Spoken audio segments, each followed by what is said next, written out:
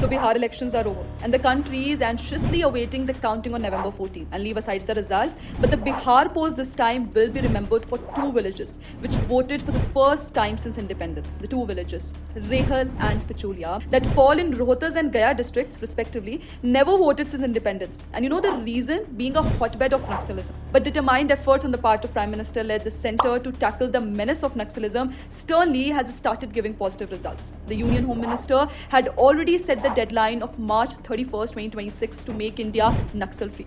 In past few years, we have seen top leaders of Naxals either getting eliminated or getting themselves surrendered. The Rehal village in Rohtas district of Bihar has been infamous for Naxalism for long. A brave IFS officer, Sanjay Singh in 2002 attained martyrdom in Rehal while fighting the Naxal promoted mining mafia. So since then, a sense of fear gripped the region. But the Rehal villagers voted this time. It was like a dream come true for me when I cast my vote at a polling booth located at Rehal Government Primary School, said Pramod Oran, a local resident of Rehal village. Similarly, Picholia village in Gaya too was out of bounds for democracy. Even Bihar's ADG headquarters, Kundan Krishnan, confirms it, asserting that people in the village voted for the first time since independence. Bihar's ADG headquarters said in Gaya, voters of Maoist-hit Picholia village in Chakarband area participated in the democratic process for the first time after independence. So significantly, PM Modi led centre's commitment to eradicate the scourge of Naxalism from India can be gauged from the fact that the 60th edition of the annual DGP and IGP conference is now taking place in Chhattisgarh from 28th November to 30th of November